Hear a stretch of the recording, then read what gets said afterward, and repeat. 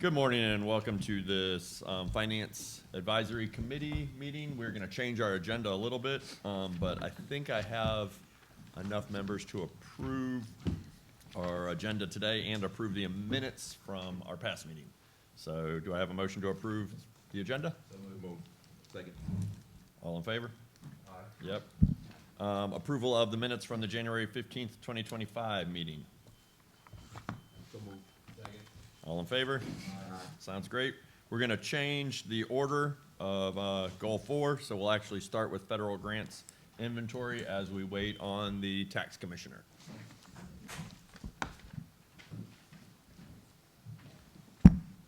All right, great morning, and thank you for the opportunity to present. This morning's presentation is really an information overview of the grants that support our district initiatives and instructional programs. The acquisition and management of grants, as you well know, play an important role in expanding our educational opportunities, enhances our student learning experiences, and in many ways addresses critical needs across our schools. And so you'll see that in some of the grants that we highlight this morning. We'll highlight those federal, state, and even private funding sources that we've been able to secure. And want to highlight that these are significant investments in areas such as literacy, STEM, STEAM, leadership development, and many others, to include community engagement. So these grants have been really important for us in, as you'll see early on, some innovative programs. In fact, one is called the Innovative Approaches to Literacy. But they really also provide essential support for our students who, in many ways, have barriers to academic success. So this is really an information overview. We'll highlight some of those grants, but you have that information available to you. The Director of Compensatory Programs, Ms. Sukanik, will highlight many of those that in her department she manages. But again, we won't, for the sake of time, go over each of these grants, but know that you have that information available to you. So at this time, I'm going to turn it over to Ms. Sukanik.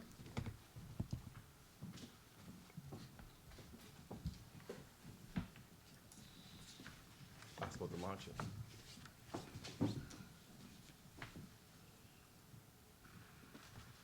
Go. Pushing this one. Good morning. Morning.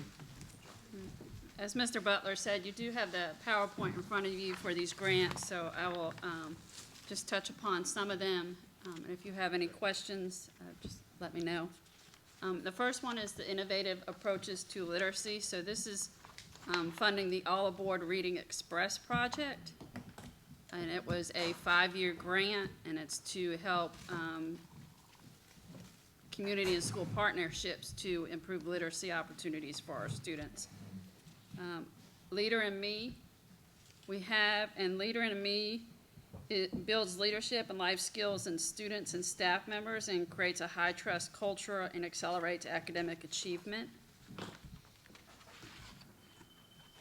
Lighthouse MSAP has been a 5-year grant, and this funds developing and designing innovative education methods and practices to promote diversity and increase choices in public education.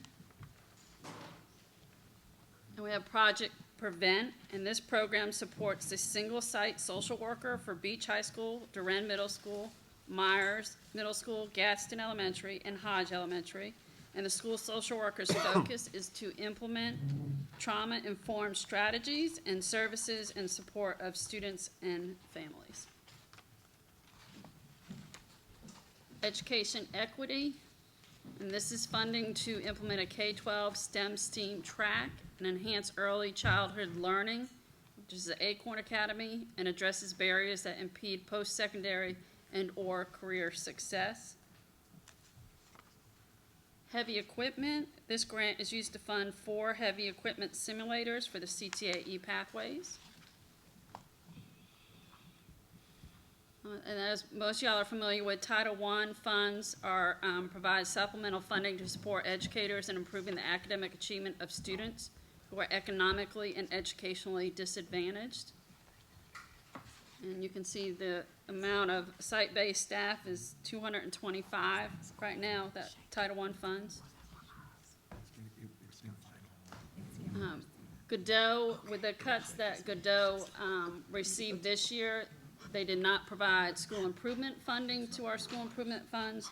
But what they did do is for our two CSI schools, they provided school improvement literacy support coaches.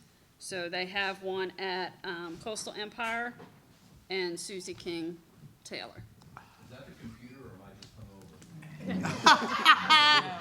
hungover? I said you might need to It's call been 911. fine all I think morning, I'm and having then a we stroke. started. and I now- thought I was having a stroke. Call 911. Yeah, it was fine until Because I we- think I might be dying right now. Oh, thank God. Oh my God. That really worried me. I was like,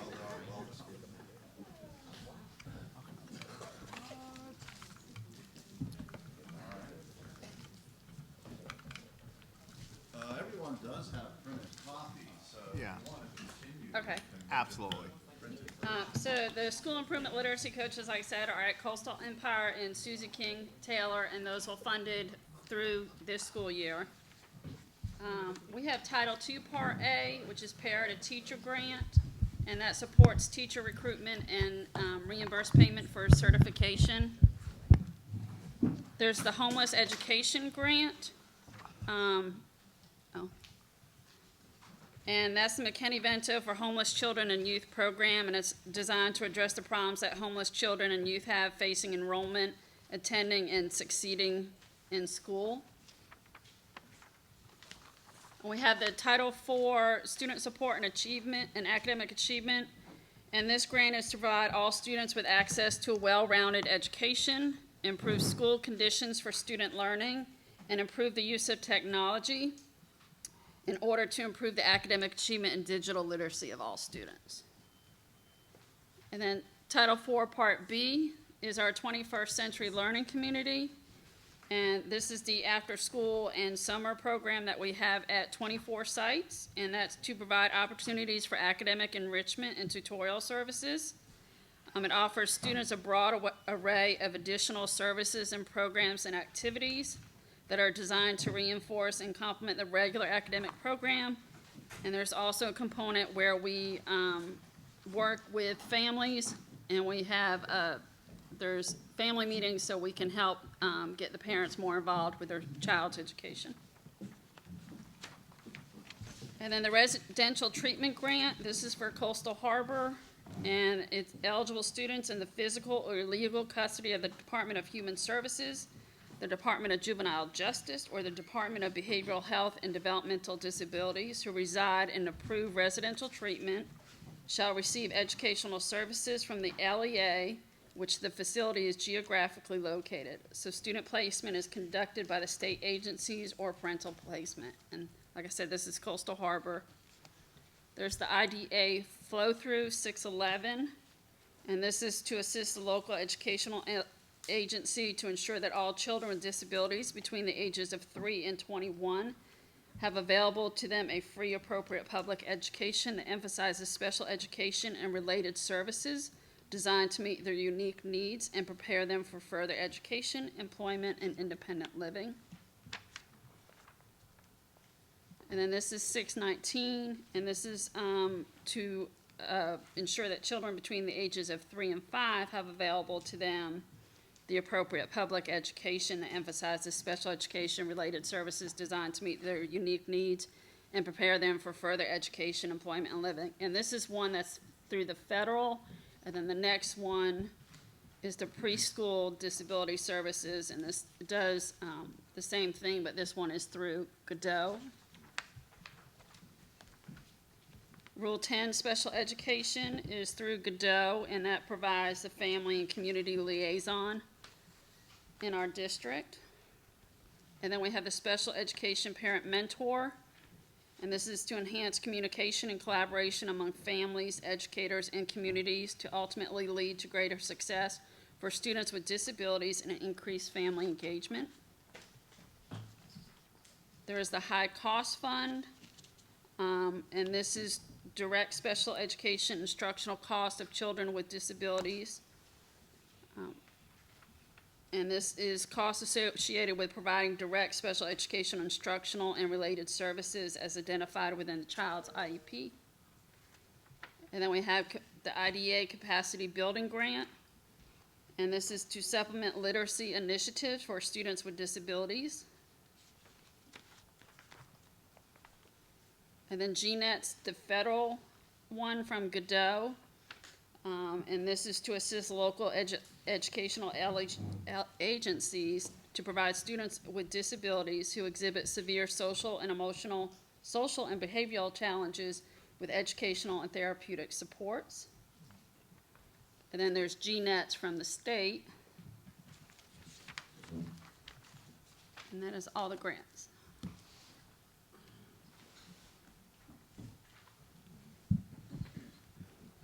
I have a huge question, but I'll let Ms. Hall start. So kind of my main concern and question is, what will be our capacity to move these programs forward should our funding collapse? Y'all knew it was coming, so thank you for reading my mind, Ms. Hall. You said it much more eloquently than I might have. At this time, I don't think we really know. I know Title I does have a hold harmless law, where we have to at least get 85%. But with this administration, I don't even know if that would be implemented. So I am planning soon to send out FY26 allocations for Title I, so principals can start on staffing. But this year in my email, the word projection will be bold and red and highlighted, because this is a projection, and with what's going on, we just really don't know. Well, that's my other side of the question. Should things really zero out for us, what is our capacity to save any of these? Are you aware? So I think largely, Well, that's a decision we have to make here. yeah, I think those are some questions that at this time we're not able to really provide a specific response around.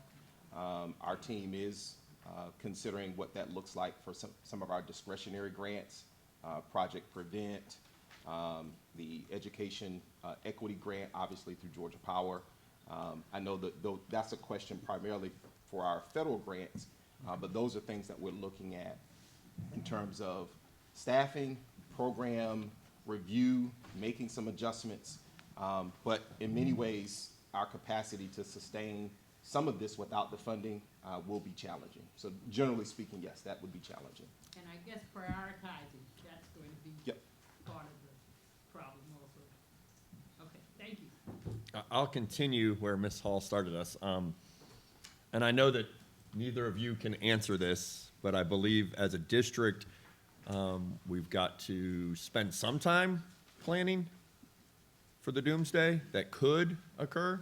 A quick count is 377 faculty and staff are attached to federal funds. I would probably say more than that too. That's just in this document.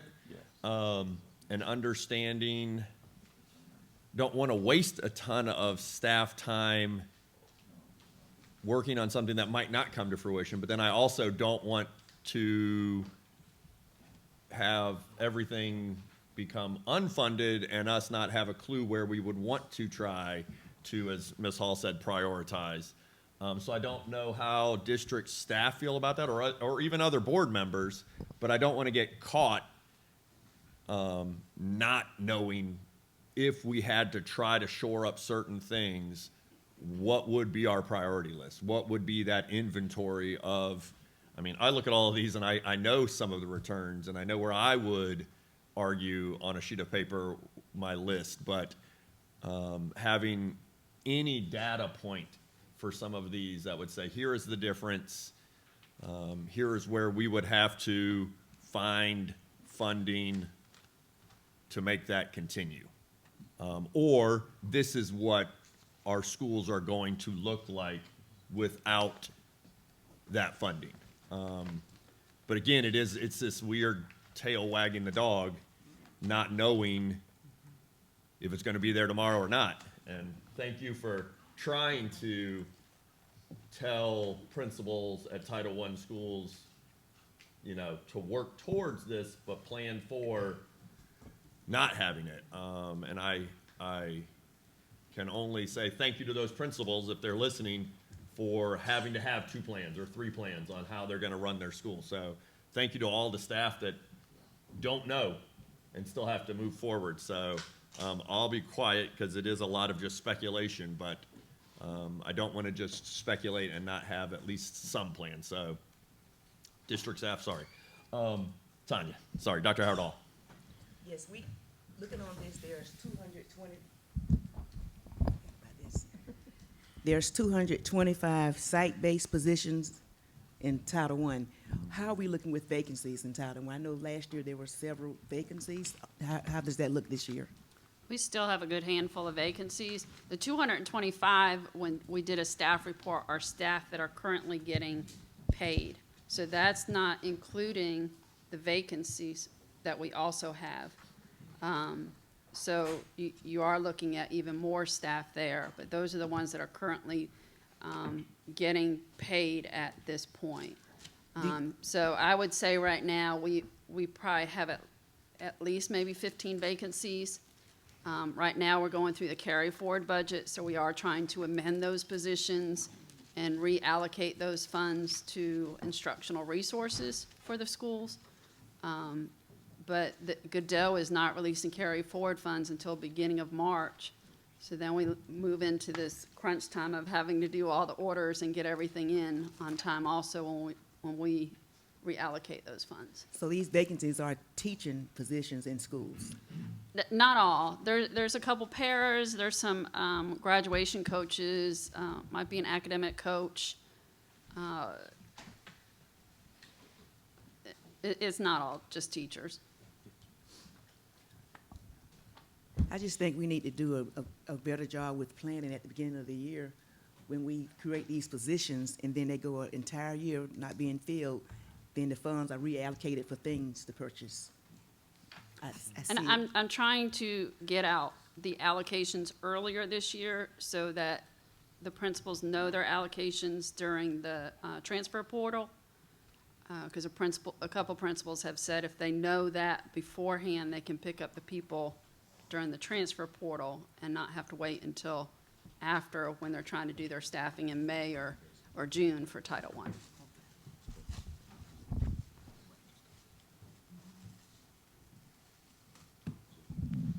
Mr. Moss? Just a quick question on the funds that are coming from Godot. Are those flow-throughs from federal, or are they strictly from state of Georgia? The SPED ones, I'm not sure. The other ones, I know for mine, they're from Georgia. They're not a flow-through. They're not flow-throughs? But Okay, all right. I can't speak for SPED. All right, thank you. Mr. Katchmar? Different question. We've got a couple of grants where the beneficiaries are like Semco and Susie King Taylor. What are the mechanics of that? Do we administer the grant? Do we pay a staff person to administer those? Do we get a piece of the administrative fee? Are they responsible for administering it? Are we just a flow-through? Who's responsible for the reporting My department. on all of that? On the 2 literacy coaches, we did not get, for Title I, Title IV, in 21st Century, we do get an administrative allocation.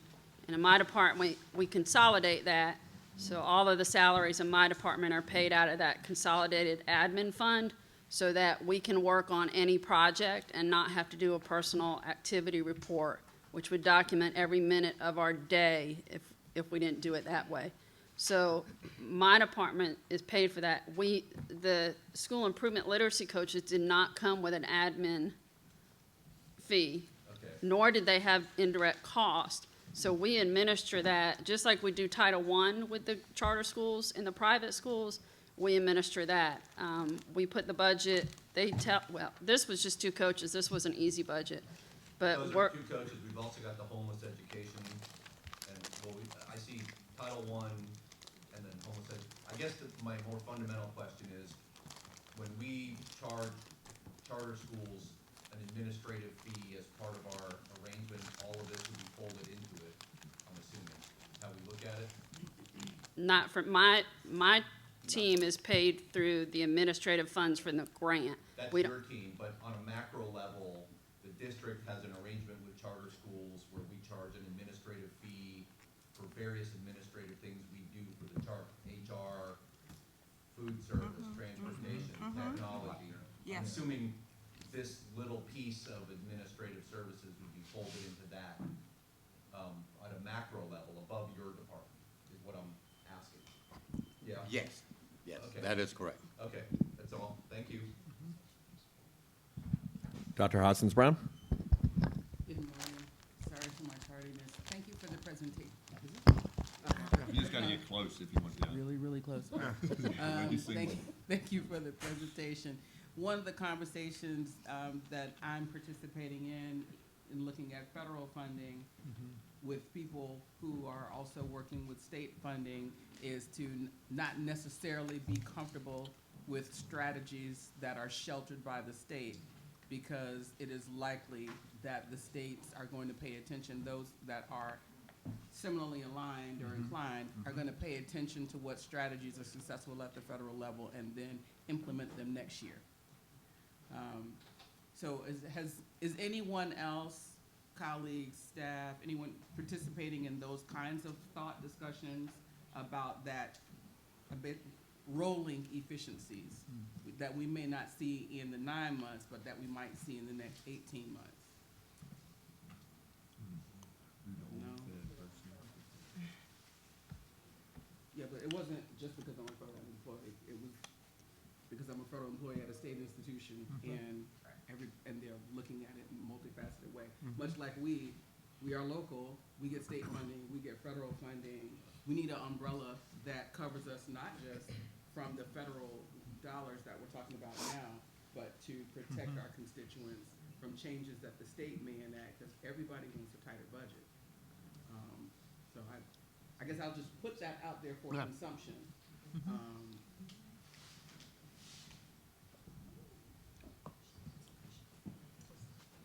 Dr. Howard Hall? Yes, just one more question. I know in the past we've had high participation with our private schools with Title II. For participation, are they still highly participating with it? And Title II is regarding professional development. Are our schools? Right, our private schools, Yes, usually they are. they participate highly in the past with Title II funding They for continue. professional, so it's still pretty. Very much so. Yeah, right. Yes. Because a lot of times we discuss the federal grants, you know, people don't realize that our private schools benefit as well from Title II. our title funds. Yep. A lot of the grants, they get the money off the top before we even start factoring in our money. Ms. Hall?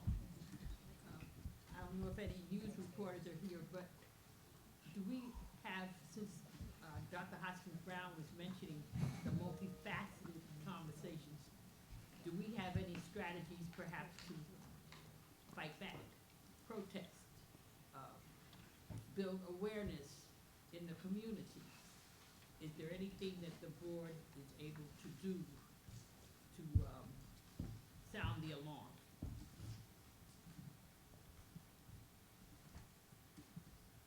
Or are we just sitting ducks? I don't have an answer, but I'll say something. Thank you, Dr. Hoskins Brown. I think that our education is our advocacy. We certainly can't lobby, that's not what we do. But I think it is our responsibility to do something that is not alarmist, but to let parents know that there are potential changes coming. If we were gonna make a change next year, we would be telling people this year, if we were making a change in our local spending. So it seems like there ought to be a way for us to educate and inform parents the community, on how potential changes in these grant-funded programs may affect, their family experience, in our schools. And perhaps, there may be some strategies that those conversations at that level of advocacy will generate. Yeah, in the community. Yeah. That's what I'm thinking, especially like our special ed community. They- It's so fragile, Yeah. and I can anticipate problems. I would say most of And this. maybe- And also, if I could just add, Yeah, no. maybe starting the conversation would engage our very generous corporate partners who may feel like some of these things just should not be lost, and have such great value that maybe they would step up. I would definitely say, Ms. Hall, I believe most of the special ed advocates are very alive and trying to get that knowledge out, especially with our state joining the lawsuit about 504. So even besides funding coming now, trying to maybe make some massive changes that would disadvantage a lot of our students. Many of them were already advocating at certain levels. So I don't know who was first. We'll start to my left with Ms. Campbell and then Ms. Grabowski. One thing I would advocate for, along with what Ms. Hall had said, is starting to lobby, I guess, in a way, maybe advocate is the better word, to our state representatives who are going to be, from what I've heard, obviously none of us know, the money federally would be then siphoned towards states specifically. And if that were the case, advocating for what our needs are, what works, what's efficient, and making sure that money from the state comes to us in the same way and maybe to the same degree or better would be a good place to start too.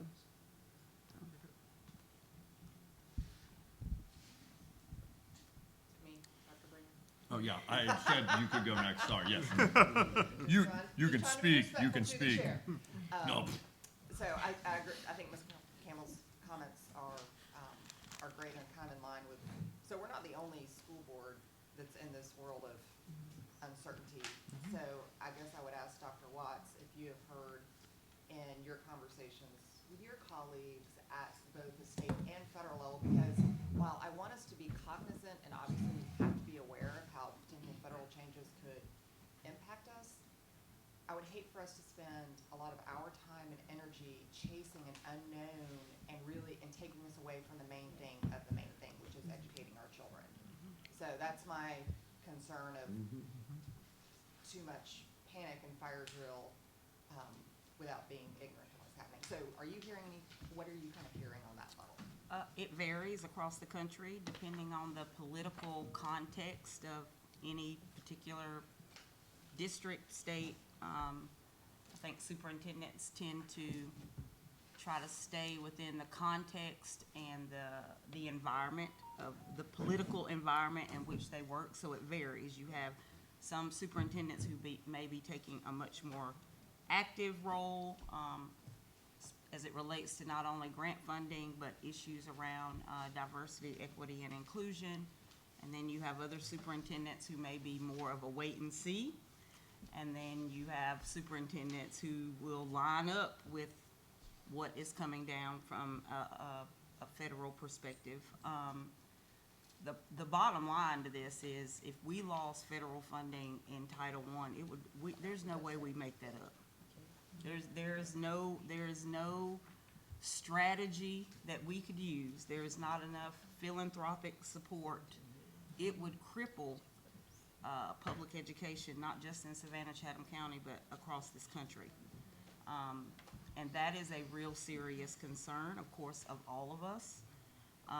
And so to some extent, yes, you can have a strategy, but there is no strategy for some of these things. There just is no strategy.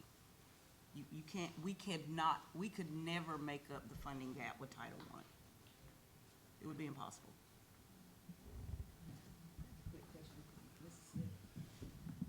Dr. Hardall? Yes, just have a quick question, Mrs. Smith. You're president of the NAACP. Have there been any buzz going on within that organization regarding what's going on with these cuts? We are having some conversations about it, and we're hoping to have more conversations about it. I'm hoping to have our Miss Ann Westbrook, as well as other members, come in from the Capitol that can help us make decisions and be aware. So I wanted to know, Dr. Watts, what is your suggested approach to this? We have a great understanding that it will cripple us, but what is going to be our response? Has there been any thoughts about that just yet? Well, I can tell you what my position is from a professional standpoint. I think we have to be cautious about overly responding because we are still working in the unknown. I believe we should follow the law. An executive order is not law. And, what someone says is not the law. A signature is not law. So I defer to the law. And I think we will continue to operate within those. We will continue to follow the law. Ms. Campbell? So one thing I've done in the process of kind of figuring out what happens if, I'll just say it, the DOE goes away, right, is figure out what percentage of funding, and I have this information, I've told Dr. Brinkman as well, if anyone wants to see it, but what percentage of the funds are actually going to K through 12? And while Title I is absolutely essential, totally agree. A lot of the funds right now, it appears, go to higher ed in loans, student loans, with a very small percentage comparatively going to K through 12. So my hope would be, again, with the advocacy to our state reps, it's really gonna matter if block grants are given, if money ends up following the child. There's all kinds of iterations I have heard, pondered, that we advocate for what we need. I mean, if we need Title I funding, then, and we could use more, there may be more funding available then if it's not all going to higher ed. Because I would argue that if children aren't reading at grade level when they leave K through 12, why do we have all this money going to higher ed? We need to be focusing the money in K through 12. So with that in mind as well, we could also use this to our benefit, and we could rally for more money going to K through 12 and tell our state representatives, this is how we want the money used. So state elections become increasingly more important, per usual. And it matters who we vote in, and it matters how we address them and how we express what our needs are specific to our district. We get compared to counties regularly because of similarities or whatnot, but we need all counties of all differences to come to the table and tell our state representatives what we need, so. Dr. Hoskins-Brown and then Reverend Smith. I think that I don't disagree with the approaches that I've heard in terms of what our expectations are, what binding policies and binding information is. I do think that this is a good time for our communications team, our chief of staff, our superintendent, our legislative delegate, and our officers to look at how changes in policy are being implemented and at least think in a bifurcated way. Like, this is how we usually get information and how changes are normally implemented. And that has a normal rate in time at which it's dispersed. And then think about the accelerated rate of implementation that we're seeing in other parts of the government. I will tell you that the changes that are being implemented in NOAA fisheries in the Southeast are not at all using any of the regular communication mechanisms. The executive orders are supposed to go to the acting administrator, and then that goes down to the center directors, and it's operationalized, and then it's sent to staff. That is not what's happening. They are implementing executive orders. They are moving and transferring people based on executive orders. They are terminating people based on executive orders. So where we sit in a space that is accustomed to a hierarchical approach is not how people are operating. And so I don't want us to sit and not brainstorm our approach because we are waiting for the regular rate of information. I think we should hope for the utilization of policies that we expect to be used, but I think we also need to have a backup plan of how would we respond if this is accelerated by 6 months, 8 months, because I'm telling you, it is happening in other parts of the government, and particularly in my leadership. We asked them 2 weeks ago on a particular issue in an all-hands meeting, and we have about 217 staff in our team, and we asked them, okay, here's the executive order. Are we stopping what we're doing, everything in this regard? And the center director said, oh no, we haven't gotten guidance. Everybody keep going as you're doing because we're gonna get guidance. And then 3 days later, we all got instructions that said, change your email signatures, report to this office, do these things, and it all came directly from OPM. It did not get operationalized even in the way that leadership thought. So everybody is being surprised by the normal channels of implementation of change not being done. So just for someone who's living that, I'm like, don't expect it, because then you're gonna get real upset when it doesn't happen. And then finally, there is a manual for all of the changes that are being made in the government. Reshaping the government is a good thing. It has happened before. It's happened under many different administrations. There's a manual to do it that was written in 2017. It was written under the previous Trump administration for all of the things that they want to do, and they're not using it. So I'm just saying, be very thoughtful about what you expect, because this is the policy, and be protective of the experience of our staff and our young people if people deviate from written policy. So, all right, now I'm done with my soapbox. Thank you, Dr. Hoskins Brown. Dr. Watts, quick question for you. In your time of being here, would you say that you have a good relationship and connection with our state reps? Have they been accessible and? Absolutely. Absolutely. Ms. Hall? I want to ask my colleague, Mr. Cathlon, what his thoughts are on corporate cooperation and corporate response to what might occur with us. No pressure. Just to be clear, I don't speak on behalf of all corporations. Frankly, they're approaching this the same way we are, which is, let's see what happens next. Some are being fiercely defensive of previous initiatives, some are quickly changing to conform. I mean, look at Facebook. You know, they were the DEI champions, and now they wiped it all from their internal and external corporate structure. So I think it's all over the board. Anything locally, have you heard? It's all over the board. Like, some are really focused on, we don't wanna be a target, and some are like, we're just gonna wait and see what happens, and some are, this too shall pass, and we're gonna keep our path. So,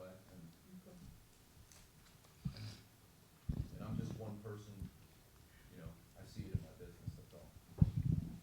I will thank both of you for standing up there for so long, even though you didn't have to answer any of the hard questions.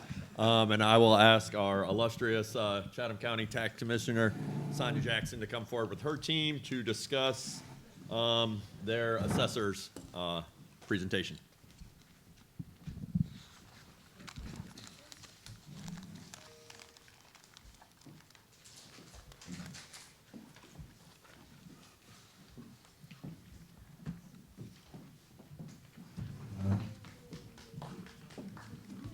I like that. I like that. I like that. I'm very accustomed to an applause. And I really like standing ovations. Oh my gosh, how are you? Oh my goodness, oh my gosh, good to see you. Good to see you. Good morning. Good morning. All right. So I need, my staff is gonna pass out some handouts for you. We've got copies of the presentation they're passing out and a couple handouts too. And I think they may have asked you earlier for your, to sign in for your addresses, because we wanted to use some examples in the class, but, Did they pass that signing around? I had yeah, I'll get them to pass it around. All right. How much room I could do it? Good to see you. You're growing your hair out, huh? I like it. Got curls. Thanks so much for the invitation today. I'm just really excited about being here. And I really appreciate Larry for inviting me. President Moss, Superintendent Watts, all the board members, my friends, and all the others. Thanks again for having us here. This one right here, right, absolutely. My name is Sonia LaRose Jackson, and I am your tax commissioner. And I'd like today to tell you a little bit about the Tax Commissioners Organization, what we do, and then we're going to talk about the tax bill and the exemptions. And that's really what I'm here for, to show you about exemptions. If I have time, I'll talk about some other initiatives that we're having at the Tax Commissioner's office. Great. Is there a little?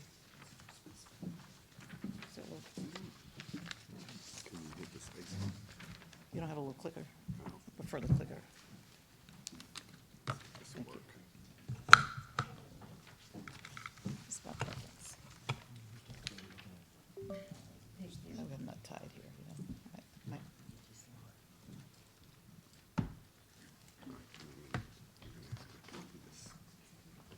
That's okay, I'll just hit the space bar. I thought you guys were a little bit more high-tech than, that's okay. I'll hit the space bar. I just, you know, I used to work at the Board of Education. I don't know if you guys were aware of that, but I used to work here. So I feel like coming home, and I'm used to, is it working now? I'm used to technology, and, you know, this used to be my boss here, and I might need to come back and help y'all. Right here? Okay, great. All right, perfect. But you should have a copy of the presentation today. You should have another handout with some, looks like some tax bills. Everybody have that? All right, so we're in good shape. All right, we're good. Okay, right here. All right. Where's Teresa? All right, great. All right, I'm hitting it. That's not working. I'll just do it. Have a seat, Dave. All right, here I am. I'm Sonia Jackson. As I mentioned to you, the tax commissioner. A long time ago, about 20 years ago, I actually worked for the Board of Education. I was in the IT, right? I supported Dave's organization. I was over the FTE process, over the website, and all the data clerks. Right here at this, and I just miss it so much. I love working for the Board of Education. But I've moved on to do better things, and now I'm at the Tax Commissioner's office. I work alongside Teresa. Teresa is one of my deputies. She's been with the Tax Commissioner's office probably as long as I've been alive, about 29 years, right? She's been here for about 29 years, and she almost knows as much as I do, almost. She's coming close.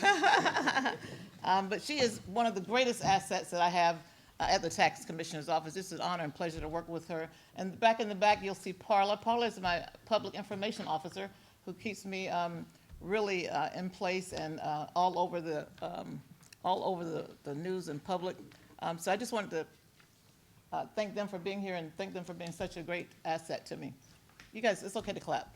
All right, great. Thank you so much. All right.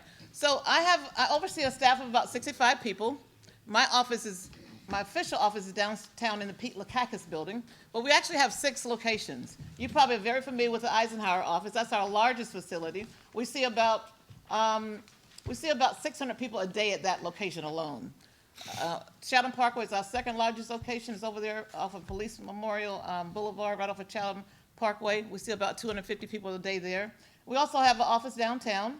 We see about 125 people downtown. And then we also have what I call satellite offices. These offices I'm setting up in different communities. We have one in Wilmington Island, one in Port Wentworth, and one in Bloomingdale. So my idea is to set up these satellite offices so people don't have to come so far in town to get their services done. So we're trying to do that in little communities so that the elderly and the handicapped, to just make it convenient for them. One of the things I'm most proud of is that all of our offices can handle all of the transactions. So no longer do you have to just come downtown for property taxes. You can pay your property taxes at any of our 6 locations. So I'm most proud about that. And also the motor vehicle side, you can do all of your motor vehicle transactions no matter what location you go to. So I'm most proud of that. So what exactly what exactly is it that the tax commissioner office does? Well, really, I have two fundamental responsibilities. The first is the collection of property taxes. So we send out the bill, process the payments, and we collect, and then whatever we collect, we actually disperse. So we don't get to hold on to the money. We actually give it to you. And actually, I work for you, because I collect for the Board of Education. We actually collect money for you. And that money that we collect, we disperse to you. Whatever we collect one week, we disperse to you the next week. So you're constantly receiving our funds. Every week, we send our money. I think it's Rosalind Nathaniel that gets some money, and Larry Jackson is the one that kind of oversees it. But whatever we collect one week, we disperse the next week. When I first started, we were doing monthly disbursements, but we've increased that to do it every week, so you're constantly having the funds. Monthly by check. I'm sorry? A monthly by check. That's right. So we collect right now over $600 million annually, and that's where most of the revenue comes from. We collect both real and personal property. We send out 2 tax bills a year, one in June and one in November. And we also prepare the annual digest. Okay. The other thing we do is we oversee the motor vehicle operations, which you probably have to get, if you drive a car, you have to get these little decals every year on your birthday. So we oversee that. Or if you buy a new car and title it, we all oversee the titling of those cars. And you also receive revenue for that. So all that money that we get, we send that to you, and we disperse the motor vehicle revenue monthly. So that's kind of what we do. Now, there's a lot that we don't do. Can anybody tell me what I do not do, what my office does not do? Assess. Okay, exactly. Can you give him a little, we got any little prizes here? Can you give him it's raining today. Can you give him an umbrella? Yeah. So one of the things we do not do is assess the value of your home. The tax commissioner's office does not assess the value of your home. Who does that? Very, very good, Larry. The Board of Assessors office assesses the value of your home. So the tax commissioner's office is separate than the Board of Assessors. We're totally separate organizations. They're like my first cousin. We're related, but we don't interact. I mean, we're just related. But we are governed by 2 different entities. They report to a board of directors. I report to taxpayers.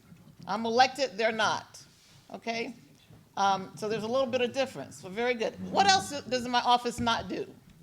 Collect fire fees. Who said that? Can you raise your hand? Oh, great. Another umbrella. So we do not collect fire fees. My office does not collect fire fees. The county has enlisted in a third-party organization to collect the fire fees, but my office does not get that. I get blamed for a lot, but I don't do it. I don't do it. But I do not collect the fire fees. So I don't assess the value of a house. I don't collect fire fees. What else does my office not do? Yes, sir. You don't collect school zone camera fees. I do not, okay? So you figured that out. I get calls all the time. We don't collect the school zone fees. I mean, we don't. But, they call my office almost every day. But I don't put the cameras up, nor do I impose those fees. The city does that, or whatever municipality you get the ticket in, right?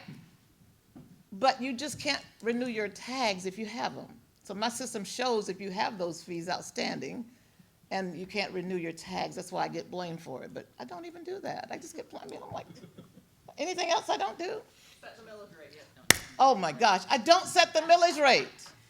I don't set the millage rate. So people get their tax bills, they always call me complaining. I'm the one that feels it the most. Because when people get the tax bills, they go, why are my taxes so high? Who's doing this? It must be Sonia Jackson. Well, let me tell you, it ain't me. It's you. It's you. I don't set the millage rate. The board here sets the millage rate for the Board of Education. Am I right? Do you guys remember doing that? No, Okay. never. You guys set it for the Board of Education. The county sets it for the county. All the municipalities set their own. They set the millage rate.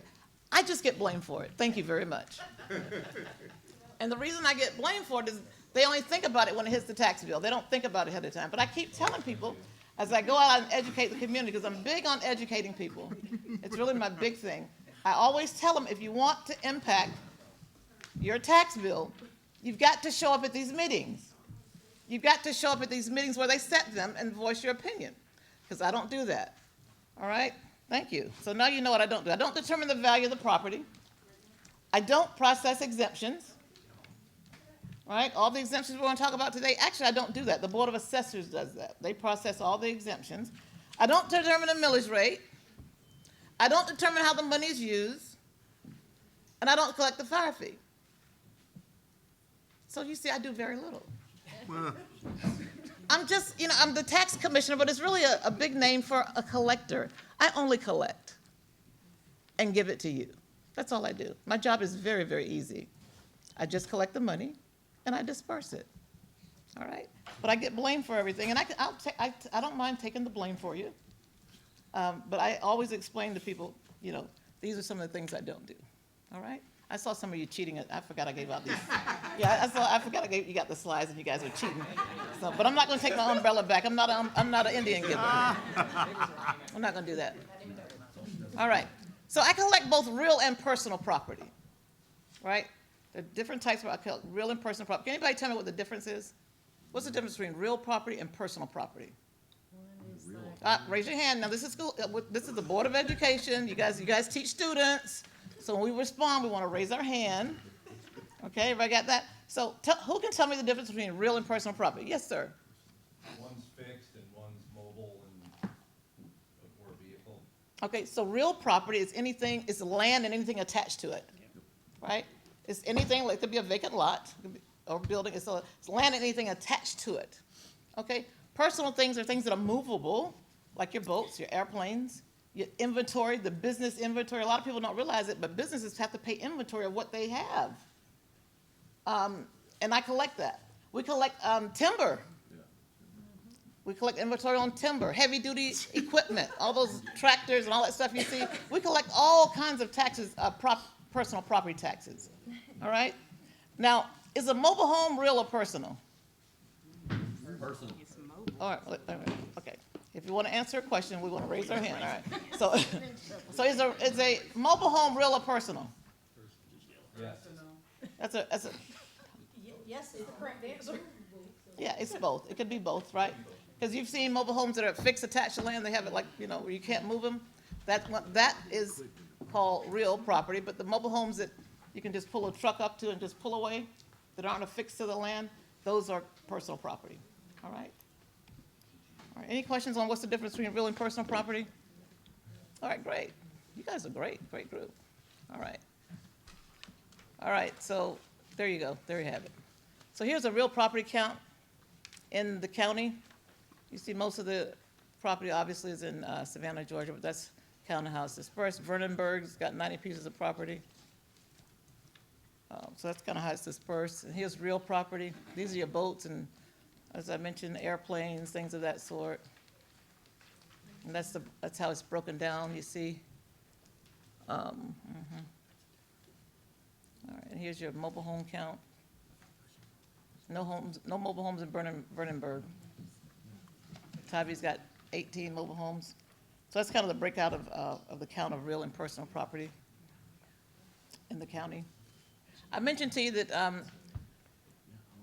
real property is built in 2 installments. We build in June and we build in November. But the real deadline is November 15th. If you don't remember any other date, remember November 15th. Forget your birthday, forget your anniversary, forget all that. The most important date in your life is November 15th. That is the date the property taxes are due. After November 15th, penalties and interest occur.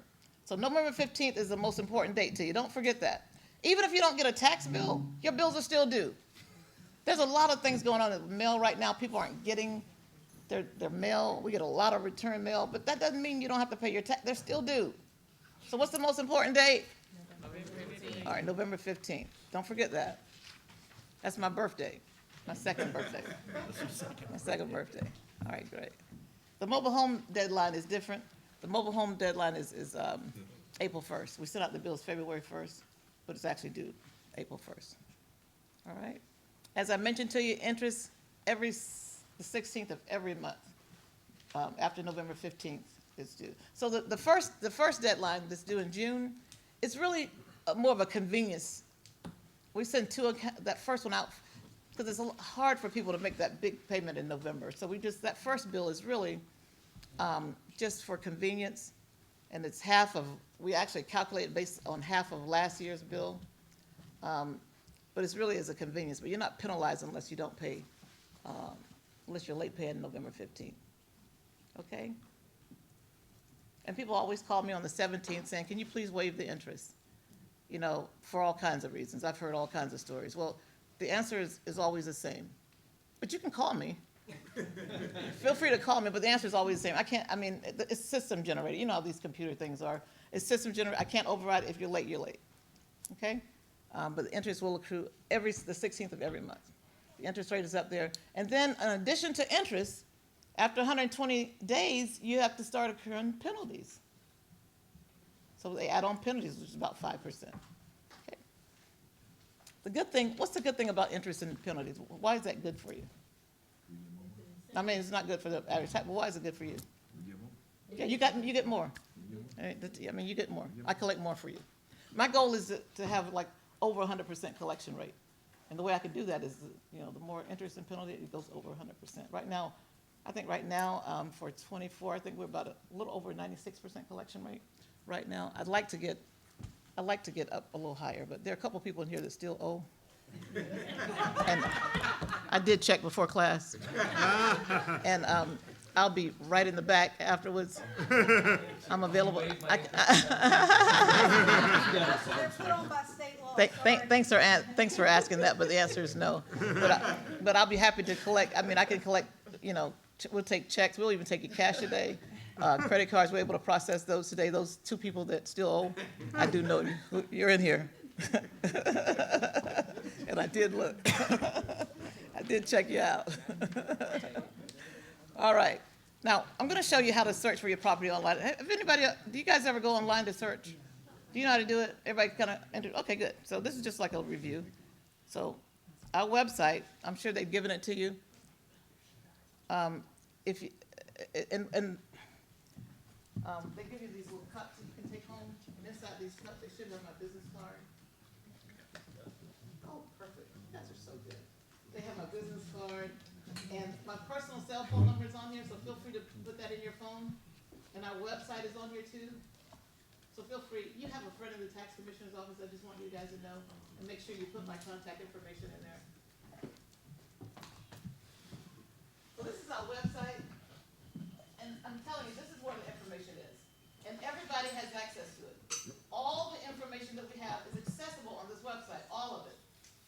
All of your information is on here. I don't know if you guys know it, but board members, even teachers, if you don't want your information out here, you can send us, there's a form you fill out that's online, you can send it to me and we'll remove all your information from here. I don't know if you guys are aware of that. Yeah, you guys as board members, even teachers can do it. You send your information, because you know, some people do some strange things. Oh, yeah, they do. So that information, you can, there's a form, I'll show you where to find it, you send it to us, and we'll remove your information. Because I noticed, I checked everybody out ahead of time, and I noticed there's some people in here that, I get anonymous letters every year. so, I don't know if it was because you guys, you don't own a home, or because, but in our system, I can tell whether you're in there or not, so we were able to pull you up. You thought you were hiding from me. But on here, it's just a plethora of information. But once you pull up a property, if you search it, it just pull up the website. I clicked on the link and it's showing here, but not here.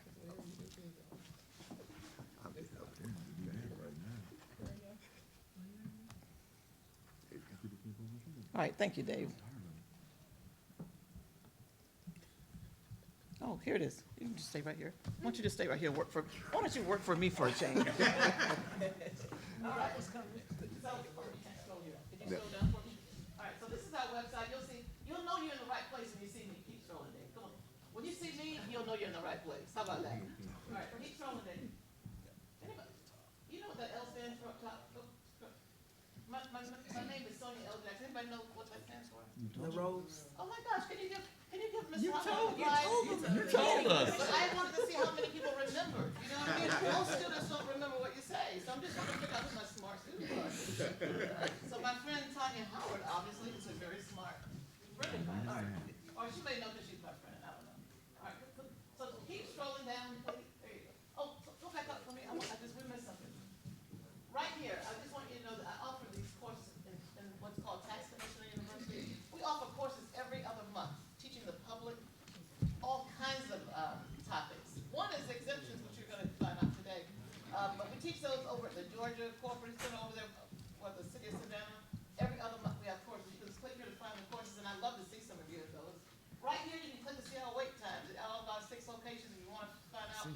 Howard, you wanna come to the office, wanna find out what the wait times are, put me a date, let me see how we're looking today. Pretty good. Are we looking okay? All right, so right now, Eisenhower, there's 32-minute wait, there's no way to Central Park or downtown, there's no way, so you're trying to go somewhere, I think I wouldn't go to Eisenhower right now, because they got about a 30-minute wait with 12 people waiting.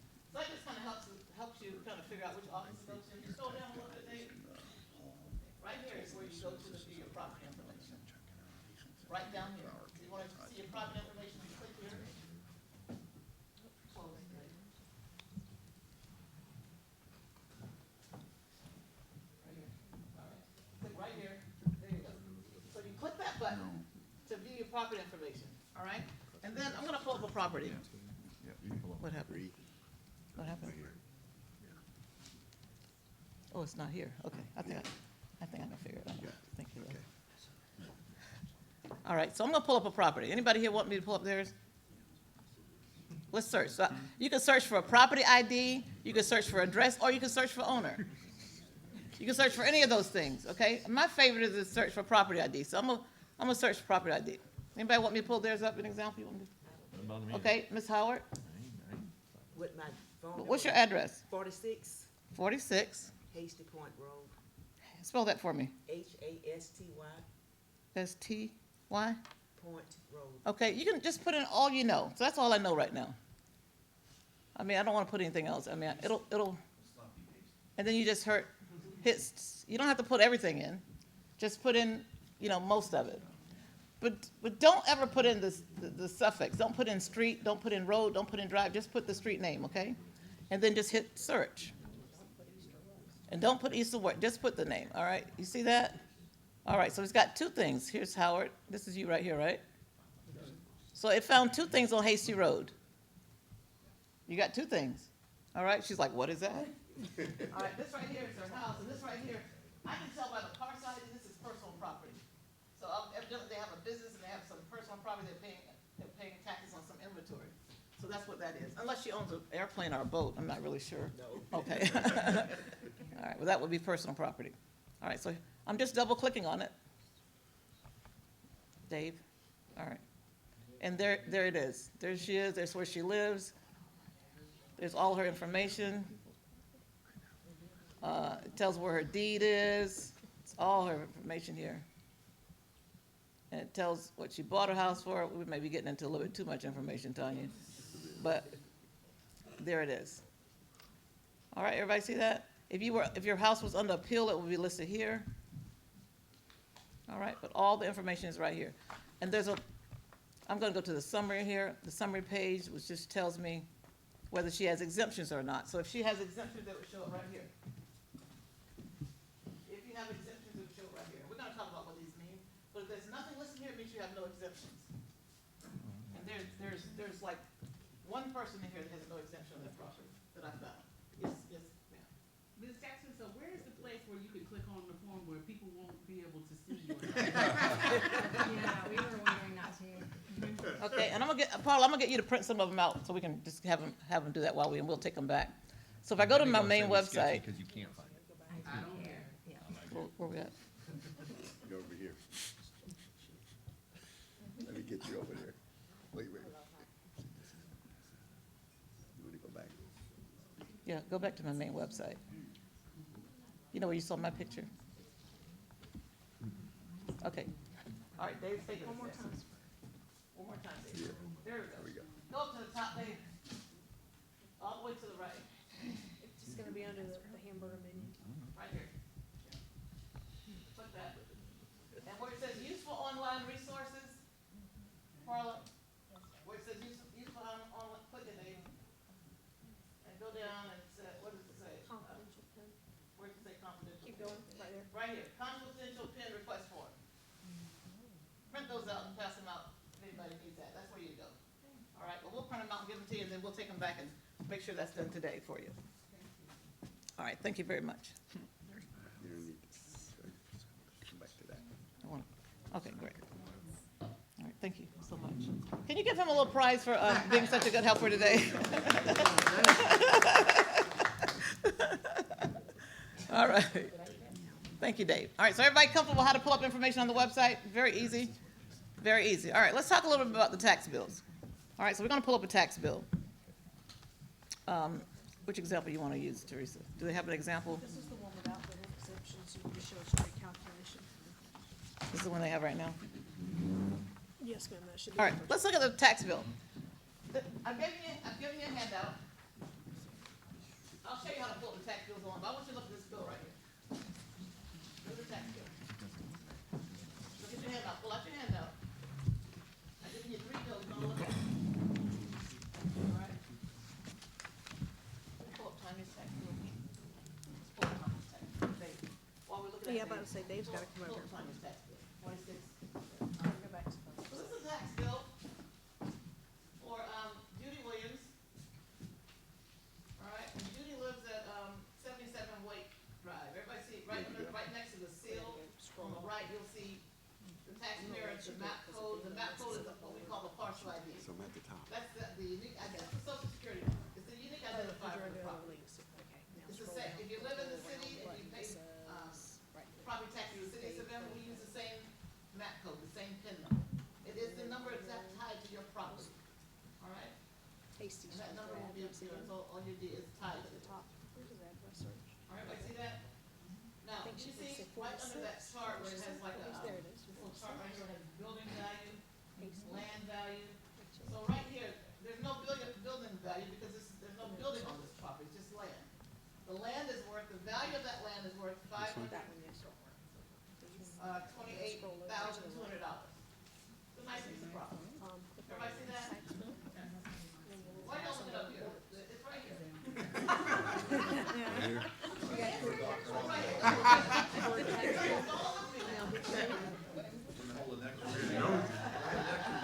Everybody look at me? Yes, ma'am. All right. Yes, teacher. And then the fair market value is the next block. So if it had a building there, a building plus the land would be the fair market value. Everybody see that? Those together, because since there's no building value. Now, it says Stevens Day 0. What does that mean? Yeah. If it's 0, that means they do not have Stevens Day. There's no Stevens Day attached to this property, right? There would not be Stevens Day attached to a property that had no house on it, Correct. right? Yes, sir. Does your office track how many property owners in Chatham County are not utilizing that homestead? We track everything. Yeah, we know everything. The data's in the system. They're not eligible.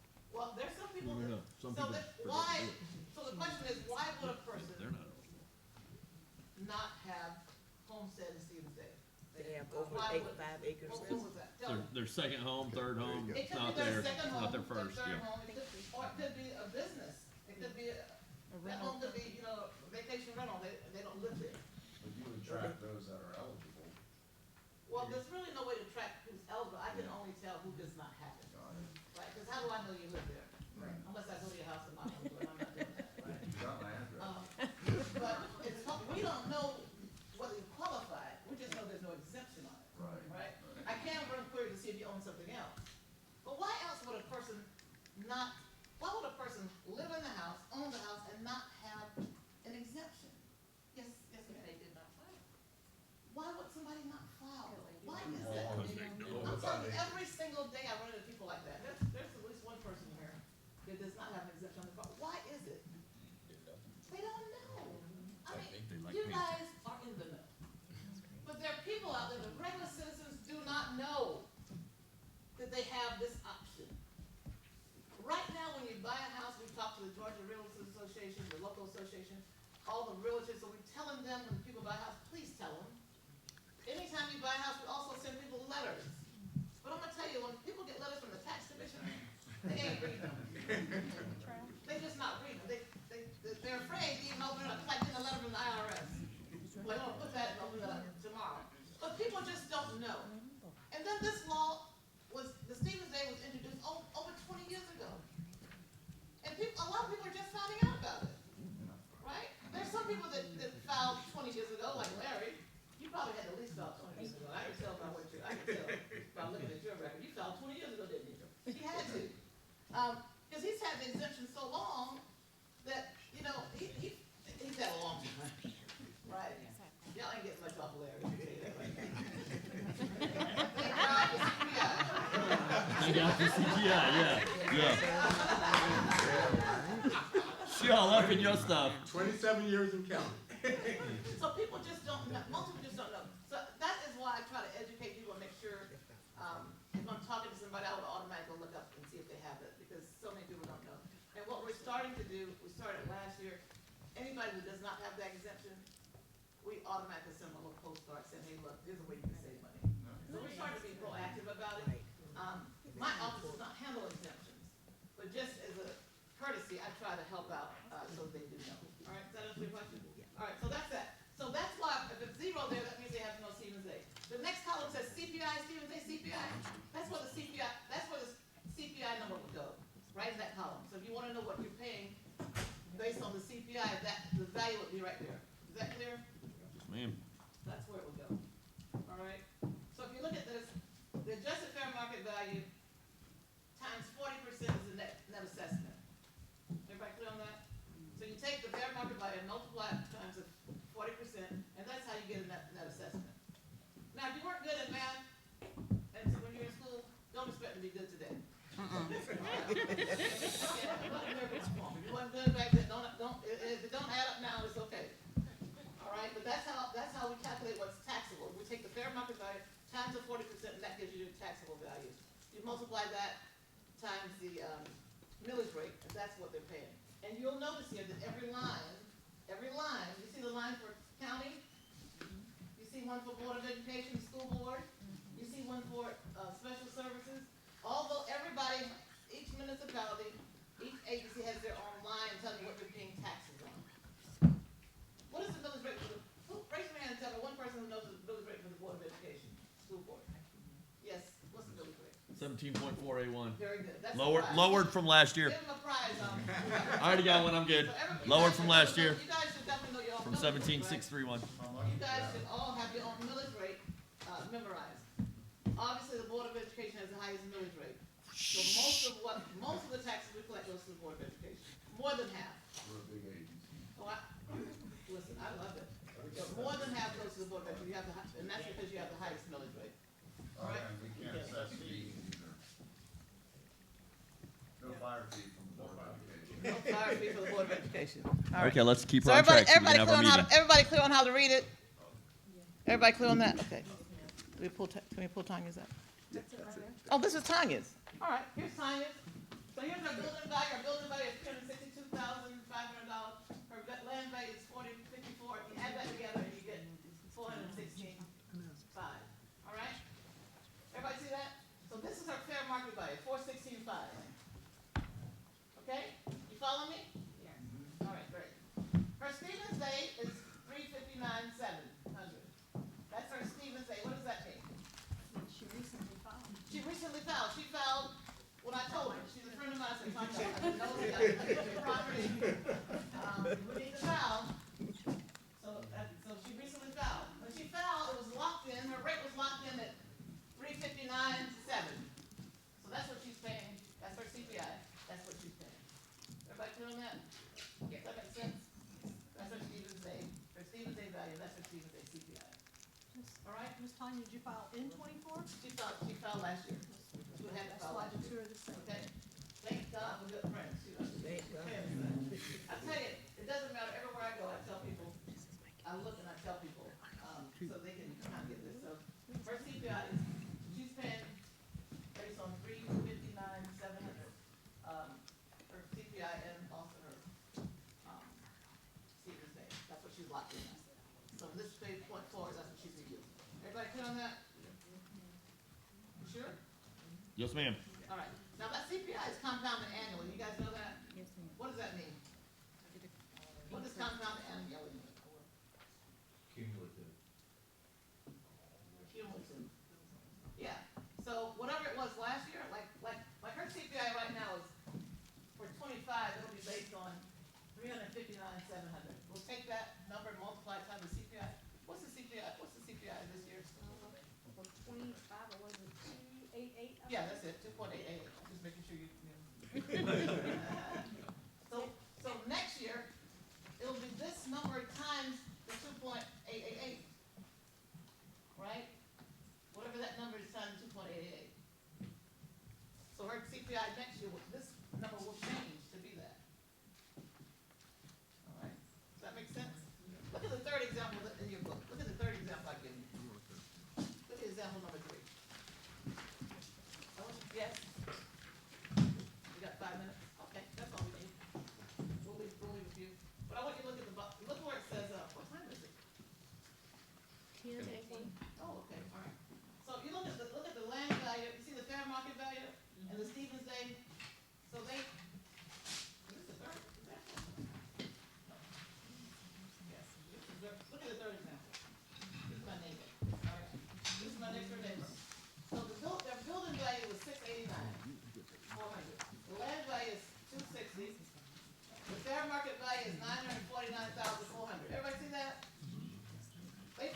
Stevens Day when I first got elected, 4 years ago.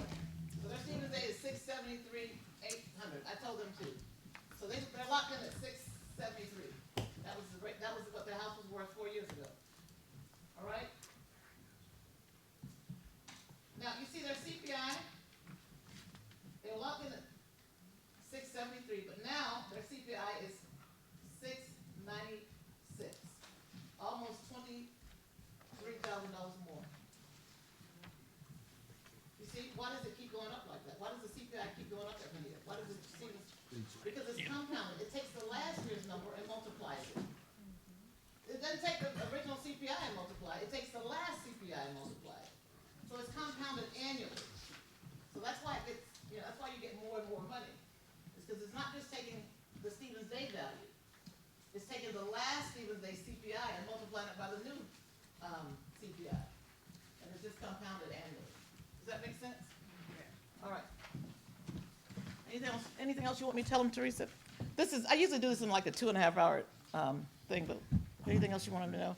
The millage, I've got the millage rates on here for you if you don't know. It just tells you how to calculate. Oh, let me tell you this, and then I'm done. All right. Look at this brochure right here. That's the main thing, April first. Right here. The deadline to file exemptions is April 1st. They're all in this little pamphlet right here. They're in the handout with this little pamphlet right here. Tells you what, right in the middle of this pamphlet. The ones that say property. I'll give you what will be up the pamphlet. But it's also in the handout, but it's kind of small in the handout.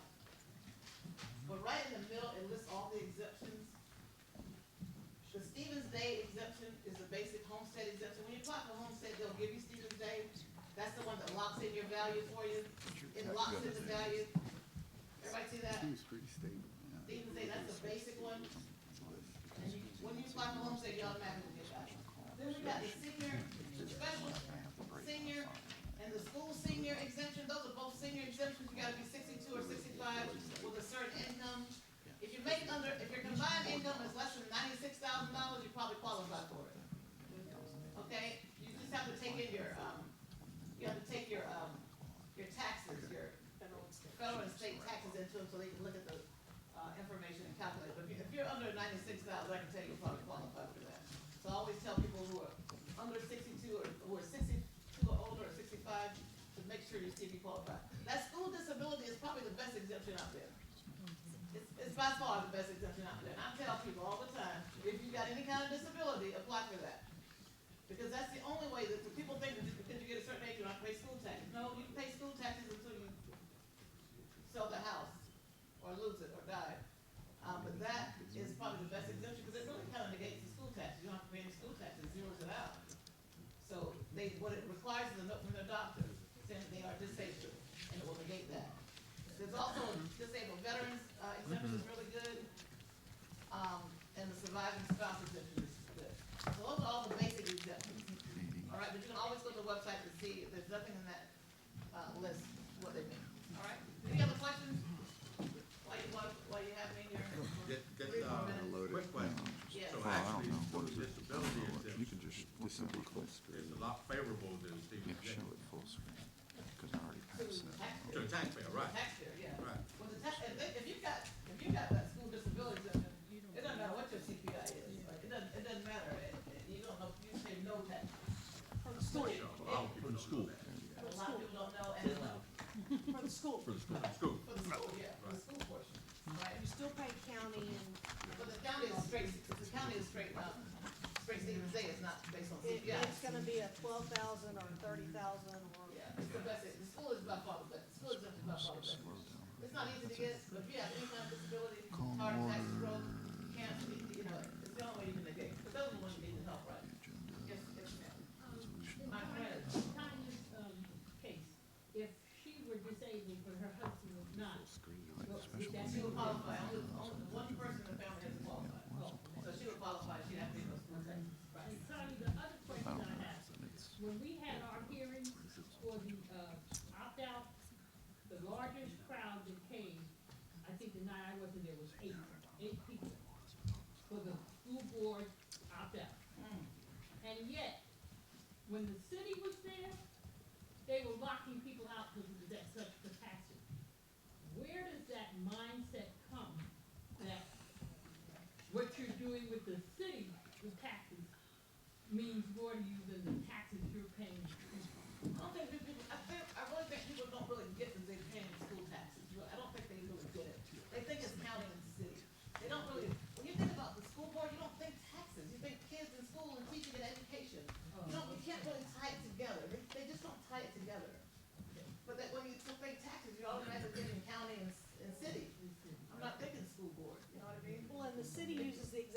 value that the school board does. Right.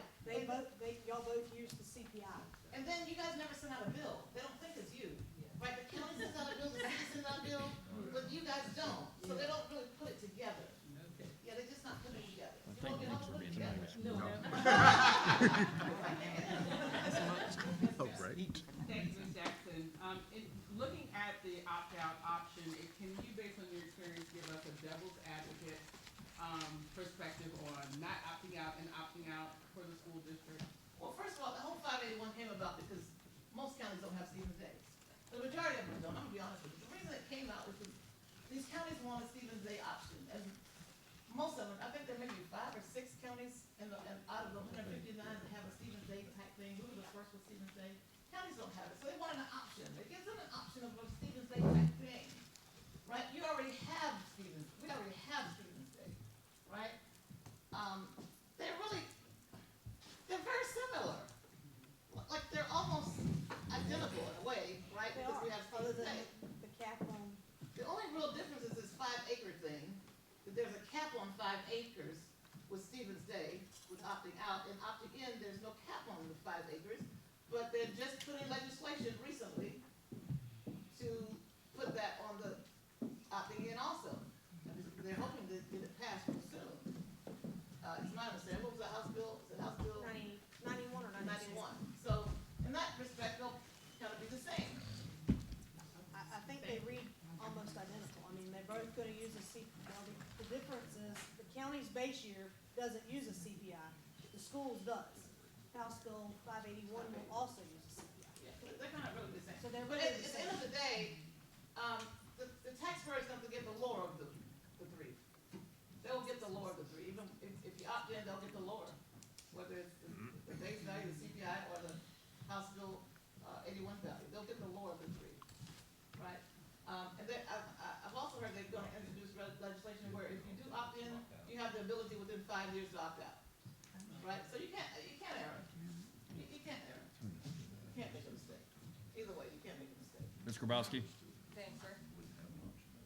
Yeah. All right, Any other questions? thank you, Ms. Jackson. On your example, the third one that you're just looking at, if you look at the exemptions and then the taxable value between the county and the school, it's more than the 2,000 that's listed on the exemption, your little handout thing. That's correct. The difference is your Stevens Day exemption. The fair market value, less your Stevens Day with CPI, and then you multiply 40% to get an exemption. That way you're paying on just that CPI value, plus your $2,000 exemption added together is the total exemption there. And that is explained in the handout. Yeah. It teaches you how to actually do the calculation in the handout. In other But words, each exemption has a number tied to it that reduces that taxable value. Right, Each but they one both has a number. use, both the county and the school board value use the Stevens Day with CPI. no, ma'am. No, The county the uses county does just not. the base year value. The only people that No use the CPI. CPI, the only person that uses CPI, the only entity is the school board and the city. Okay, And Thunderbolt, yeah, Thunderbolt uses, everybody else just uses straight Stevens Day, everybody else. okay. You guys That's elected what I needed CPI to and know. so did the city. So the city and the The school city and board are the the only school ones that board. use And CPI. Thunderbolt. And Thunderbolt, They're okay. the only ones that use, That's what I needed. everybody else uses straight Stevens Day. Okay, thank you. All right, is that clear? Yes, yes, Yes, and the way you explain it with the CPI base rate, the school board uses the CPI base rate and the inflation rate. The CPI is the inflation rate. Right, it's the inflation, the Right, bonus. and that's what the school board uses. They use the Stevens Day with that, CPI, which is the inflation rate, and it's compounded annually. So it's not, it doesn't stay the same, it's compounded annually. They always take the previous year's value and multiply it. The CPI is basically the inflation rate or deflation rate if you ever go down, based on the price of eggs, it's going to inflate a little bit more. All right, any other questions? Thank you so much. I really appreciate being here. Anytime you want to have me back to share more, I'll be happy to. But when you offer those classes, I would love to see some of you there. Or if you just want me to do a little private workshop, because you need some remediation, I'll be happy to come to your office. All right, thank you. You guys have a great Thank you. And let's give a hand to my. Give me a hug. I love you. I will have a motion to adjourn out of this. Yep. All in favor? Whoop, I love it. Sit down. I'm retiring in May. Oh, you are? Have fun in there. We can come back.